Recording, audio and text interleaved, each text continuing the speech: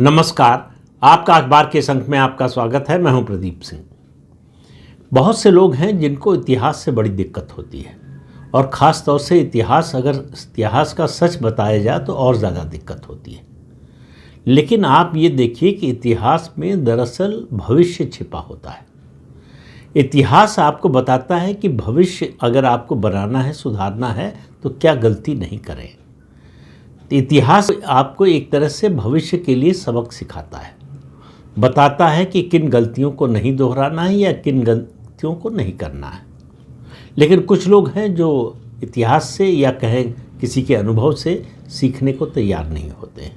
वो अपनी गलती करने के बाद ही उनको समझ में आता है कि उन्होंने गलती की है। बहुत से लोग तो हैं जिनको ये भी महसूस नहीं होता।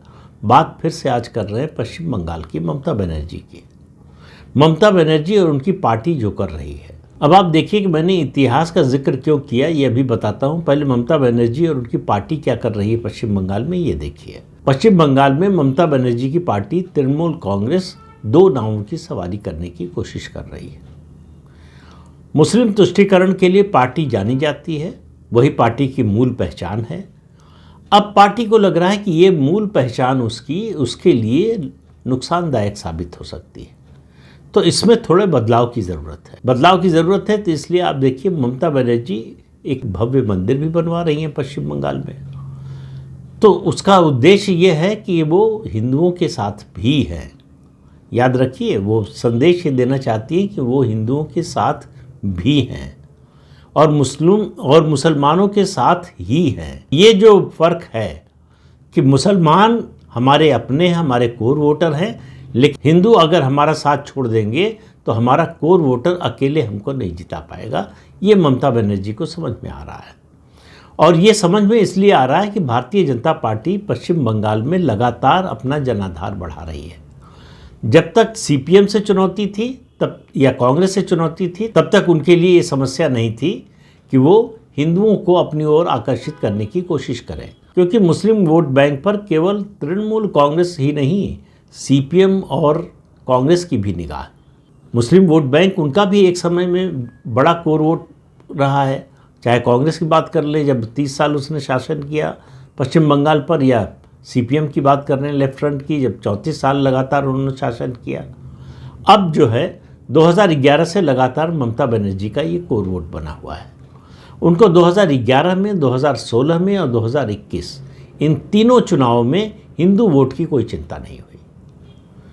और हिंदू वोट जब मैं कह रहा हूँ तो हिंदू सेकुलर, यानी जो सूडो सेकुलर है हिंदुओं में, उनका वोट उनको मालूम है कि मिलेगा ही। वो असल में दरअसल ये जो सूडो सेकुलर हिंदू है, ये आधे मुसलमान आधे हिंदू हैं। ये जन्म से तो हिंदू हैं लेकिन ये मन से मुसलमान हैं। तो इसलिए आप देखेंगे कि हर मुस्लिम मुद्दे पर ये हिंदुओं के खिलाफ आपको खड़े नज़र आएंगे। ऐसे लोग कांग्रेस और तृणमूल कांग्रेस जैसी पार्टियों का सहारा बनते हैं, उनका वोट बैंक बनते हैं और हिंदू वोट को विभाजित कराते हैं। तो मुस्लिम वोट एकजुट रहे, हिंदू वोट बंट जाए, तो ऐसी पार्टियों के लिए, कांग्रेस और टीएमसी जैसी पार्टियों के लिए वो बड़ा सहायक बनता है और जीत दिलाता है, सत्ता दिलाता है। अब वो जो थ्योरी है, वो जो उनकी अवधारणा है, वो इस चुनाव में यानी 2026 में जो चुनाव होने जा रहा है वो खतरे में नज़र आ रहा है। तो आप देखिए ममता बनर्जी क्या कर रही हैं। उनके एक विधायक हैं जिनको हालांकि पार्टी से सस्पेंड किया है, उसके अलावा कुछ नहीं किया है, हुमायूं कबीर। वो मुर्शिदाबाद में बाबरी मस्जिद बनवा रहे हैं। आज की तारीख में बाबरी मस्जिद बनवाने की बात कौन कर सकता है? जो इस देश में शरिया लाना चाहता है, जो इस देश का इस्लामीकरण करना चाहता है, वो बाबरी मस्जिद बनवाने की बात करेगा। वरना भारत के मुसलमानों का बाबर से क्या संबंध? बाबर आक्रमणकारी था और उसने हिंदुओं पर अत्याचार किया, इस देश को लूटा, लोगों का जबरन धर्म परिवर्तन कराया, इस देश की संपत्ति लूटी, जो जितना अत्याचार हो सकता था वो सब किया। तो वो आखिर वो कौन से मुसलमान हैं जिनका आदर्श बाबर है? तो वो भारतीय तो नहीं हो सकते। तो भारतीयता उनके मन में नहीं हो सकती। जो बाबर को आदर्श मानते हैं वो भारत को आदर्श नहीं मान सकते, भारत को अपना देश नहीं मान सकते। लेकिन ममता बनर्जी और उनकी जैसी सोच वाले नेताओं को इस सब से कोई मतलब नहीं है। उनको मतलब है कि हमको वोट कौन देगा, जो हमको वोट देगा वो हमारे लिए सबसे ज़रूरी है, वो हमारी प्राथमिकता में सबसे ऊपर है। तो उन्होंने हुमायूं कबीर को बाबरी मस्जिद बनाने की भी छूट दी, उनके खिलाफ कोई एक्शन नहीं लिया, सिवाय एक कि दिखाने के लिए उनको सस्पेंड कर दिया। किसने सस्पेंड किया? कि हिंदुओं में एक मैसेज जाए कि देखिए हम बाबरी मस्जिद बना रहे हैं लेकिन हम इनको पसंद नहीं करते। और दूसरी कोशिश की कि जगन्नाथ मंदिर बनवा रही है, भव्य जगन्नाथ मंदिर। जगन्नाथ मंदिर वास्तव में है तो उड़ीसा में, लेकिन ममता बनर्जी बनवा रही हैं। आप याद रखिए कि 15 साल होने जा रहे हैं उनको सत्ता में रहते हुए, आज तक उनको मंदिर बनवाने की याद नहीं आई। जो मंदिर पश्चिम बंगाल में तोड़े गए, जो हिंदुओं पर अत्याचार हुआ, हत्या हुई, उसके बारे में वो कुछ नहीं बोलती है। बांग्लादेश में हिंदुओं पर जो अत्याचार हो रहा है उसके खिलाफ वो नहीं बोलती है। बांग्लादेश में जो हिंदू मंदिर तोड़े जा रहे हैं, मूर्तियां तोड़ी जा रही हैं, उसके बारे में वो कुछ नहीं बोलती है। लेकिन वो पश्चिम बंगाल में बाबरी मस्जिद और जगन्नाथ मंदिर दोनों बनवा रही हैं। हालांकि बाबरी मस्जिद से उनका सीधा उस तरह से ताल्लुक़ नहीं है, लेकिन उन्हीं की पार्टी के विधायक हैं जिनको उन्होंने सस्पेंड कर रखा है। उनको रोकने की कोशिश ममता बनर्जी ने, या कम से कम कहें समझाने की कोशिश भी नहीं की, ये काम ठीक नहीं है। उनको छूट दे दी कि अपना काम करो। तो शुरू में मैंने जो बात कही, 2 नावों की सवारी और इतिहास से सबक लेने की, आप याद कीजिए 1986 के बाद का दौर। 1984 में प्रचंड बहुमत मिला राजीव गांधी के नेतृत्व में कांग्रेस पार्टी को, और 1986 आते आते वो सब जो है जैसे कपूर उड़ जाता है उस तरह से उड़ने लगा। 86 में शाहबानो का जजमेंट आया, आपको याद होगा, सुप्रीम कोर्ट से फैसला आया। शाहबानो जो मुस्लिम महिला थी जिसके पति ने तलाक दे दिया था, वो उनकी तीसरी या चौथी पत्नी थी, और गुजारा भत्ता देने से मना कर दिया। वो केस लड़ती हुई सुप्रीम कोर्ट तक पहुंची। सुप्रीम कोर्ट ने कहा कि शाहबानो को गुजारे भत्ते का अधिकार है। अब मौलवी सब पहुंच गए राजीव गांधी के पास, ये हमारे धर्म का मामला है, एक महिला को गुजारा भत्ता देना ये धर्म का मामला बन गया। और राजीव गांधी के ही मंत्रिपरिषद के सदस्य आरिफ मोहम्मद खान ने सुप्रीम कोर्ट का जो फैसला था उसके पक्ष में भाषण दिया संसद में, लोकसभा में। लेकिन अगले ही दिन जो है उनको पता चला कि सरकार विधेयक लाने जा रही है और सुप्रीम कोर्ट का फैसला पलटने जा रही है। उस समय केंद्रीय मंत्रिमंडल में थे पीवी नरसिम्हा राव, जो बाद में प्रधानमंत्री बने। उन्होंने आरिफ मोहम्मद खान को समझाया, कहा कि भाई अगर इस देश का मुसलमान गटर में रहना चाहता है तो रहने दीजिए, आप क्यों अपनी तबीयत खराब कर रहे हैं उसके लिए। लेकिन आरिफ मोहम्मद खान ने कहा कि जो हक की बात है, न्याय की बात है, संविधान की बात है, मैं उसके साथ रहूँगा। और उन्होंने मंत्रिमंडल से इस्तीफा दे दिया। बाद में वो कांग्रेस और राजीव गांधी से भी अलग हो गए वीपी सिंह के साथ, और जनमोर्चा बना, फिर जनता दल बना, वो सब पूरी कहानी आपको पता है। तो 1986 में क्या किया राजीव गांधी ने? सुप्रीम कोर्ट का फैसला बदल दिया मुस्लिम कट्टरपंथियों को खुश करने के लिए। अब उसका विरोध शुरू हुआ तो उन्होंने कहा कि दूसरे पक्ष को, हिंदू पक्ष को खुश कर दें। तो अयोध्या में राम मंदिर का शिलान्यास करवा दिया। फिर मुस्लिम मौलवियों ने विरोध किया तो शिलान्यास के बाद आगे का काम रुकवा दिया। राजीव गांधी को ये लगा कि इससे, उनके इस कदम से हिंदू और मुसलमान दोनों खुश हो जाएंगे और दोनों उनके साथ हो जाएंगे।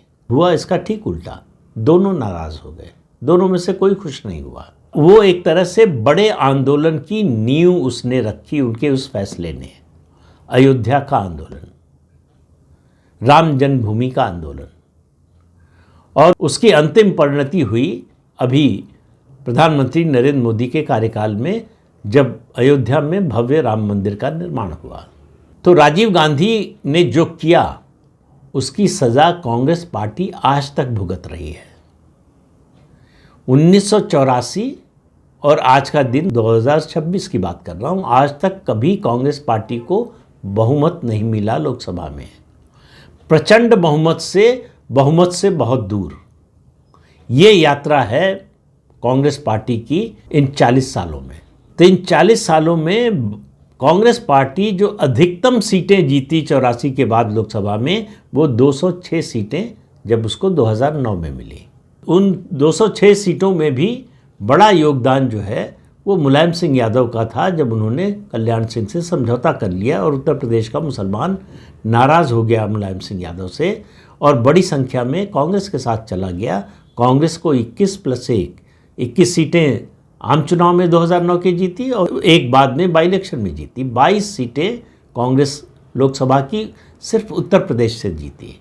ये 22 सीटें कांग्रेस के लिए अब तक का रिकॉर्ड है। उसके बाद वहाँ उसके आसपास भी कभी कांग्रेस नहीं पहुँच पाई, बल्कि 2019 में तो एक सीट पर सिमट गई थी। अभी उसके पास समाजवादी पार्टी के साथ 2024 में मिलकर लड़ी, इसलिए 6 सीटें हैं। जो काम राजीव गांधी ने किया, जिसकी सज़ा आज तक कांग्रेस भुगत रही है, उस इतिहास से, उस अतीत से ममता बनर्जी कोई सबक सीखने को तैयार नहीं है। वो इतिहास बताता है, भविष्य का रास्ता दिखाता है कि 2 नावों की सवारी नहीं करनी चाहिए। 2 नावों की सवारी में होगा ये कि आप बीच में गिरेंगे पानी में और डूब जाएंगे। कांग्रेस पार्टी डूब गई उसमें। ममता बनर्जी अपने राजनीतिक जीवन में पहली बार 2 नावों की सवारी कर रही हैं। तुलसीदास जी ने कहा है कि एक साधे सब सधे, सब साधे सब जाए। कि एक को साधने की कोशिश करें तो सब सध जाएगा, लेकिन सबको साधने की कोशिश करेंगे तो सब चला जाएगा। वही ममता बनर्जी के साथ होता हुआ दिखाई दे रहा है। ये जो दोहरा कार्ड वो खेल रही हैं कि मुसलमान भी आओ, हिंदू भी आओ और तुष्टीकरण के नाम पर आओ, तो घुसपैठियों को बचाना है लेकिन जगन्नाथ मंदिर बनवाना है। अब इस बात पर कौन हिंदू ममता बनर्जी पर विश्वास करेगा? और मैं जब कहता हूँ कौन हिंदू, तो मैं उन सूडो सेकुलर हिंदुओं की बात नहीं करता। मैं जो वास्तव में हिंदू हैं, सनातनी हैं, उनकी बात कर रहा हूँ। वो ममता बनर्जी पर क्यों भरोसा करेगा, विश्वास करेगा? तो इसलिए ममता बनर्जी को अगर लगता है कि पश्चिम बंगाल में जगन्नाथ मंदिर बनवाने से हिंदू उनके साथ हो जाएगा, भाजपा को छोड़कर आ जाएगा, तो इससे बड़ी उनकी गलतफहमी कोई और नहीं हो सकती। जो नेता बांग्लादेशी घुसपैठी मुसलमानों को बचाने की कोशिश कर रही है, जो इस देश के नागरिक नहीं हैं, उन्हें इस देश का मतदाता बनाने की कोशिश कर रही है, उनके साथ आने का मतलब कई बार सुना चुका हूँ, फिर सुनाता हूँ, दुष्यंत कुमार का वो शेर। उनकी अपील है कि उन्हें हम मदद करें, चाकू की पसलियों से गुजारिश तो देखिए। तो ये वैसी ही गुजारिश है। हम राज तो करेंगे घुसपैठिए मुसलमानों के बल पर, लेकिन आप हमको सत्ता में पहुंचाने में मदद कीजिए, अपनी भी ताकत लगाइए, क्योंकि केवल उनकी ताकत से हमारे लिए वहां तक पहुंचना मुश्किल हो रहा है। तो आप समझ लीजिए, मुसलमान और मुसलमानों में भी जो घुसपैठिए हैं, वो ममता बनर्जी की प्राथमिकता है। अब उनके प्रयास में, उनकी संख्या के बल पर उनको लग रहा है कि सत्ता तक नहीं पहुंच पाएंगी, तो हिंदुओं से कह रहे हैं कि देखो तुम्हारे लिए मंदिर बना रहे हैं, तुम भी आ जाओ। तो मंदिर बनाने से कोई हिंदू किसी पार्टी के साथ नहीं आता। 1992 में जो विवादित ढांचा था बाबरी का, वो आंदोलनकारियों ने गिरा दिया, लेकिन 1993 में उत्तर प्रदेश में चुनाव हुआ तो बीजेपी हार गई। तो इतना बड़ा काम करने के बाद, जिस ढांचे को लेकर 500 साल से संघर्ष चल रहा था, उस ढांचे को गिराने के बाद भी हिंदू भाजपा के साथ नहीं आया। तो ये इतिहास की घटनाएं भविष्य का सबक होती हैं, फिर कह रहा हूं, जो समझने को ममता बनर्जी तैयार नहीं है। और उनका ये जो दोहरा खेल है, एक तरफ बाबरी मस्जिद बनेगी, दूसरी तरफ जगन्नाथ मंदिर बनेगा, तो ये शुद्ध रूप से 2 नावों की सवारी है और ममता बनर्जी इसमें बीच में गिरने वाली हैं, पानी में, नदी में, और उनको कोई डूबने से बचा नहीं पाएगा। ये साफ साफ दिखाई दे रहा। कम से कम इतिहास ये बताता है, अतीत ये बताता है, अतीत की घटनाएं बताती हैं।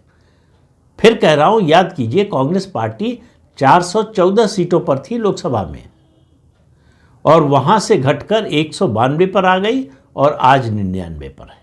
तो ममता बनर्जी उसी रास्ते पर चल रही हैं जिस पर चलकर राजीव गांधी ने, या कहें कि कांग्रेस को जिस पर चलाकर राजीव गांधी ने डुबो दिया। तो अब पश्चिम बंगाल के चुनाव में लगता है कि भाजपा को उतनी मेहनत करने की ज़रूरत शायद नहीं है जितनी कि उससे अपेक्षा थी। उसमें ममता बनर्जी बहुत मदद कर रही है। और सबसे बड़ी बात यह है कि वो इतिहास से या अतीत से कोई सबक सीखने को तैयार नहीं है। हर व्यक्ति को ऐसा ही लगता है, जाको विधि दारुण दुख दीना ताकि मत पहले हर लीना। वही ममता बनर्जी के साथ हो रहा है। उनको समझ में नहीं आ रहा है कि वो कर क्या रही हैं और उसका नतीजा क्या होगा। उसका नतीजा बड़ा साफ साफ दिखाई दे रहा है।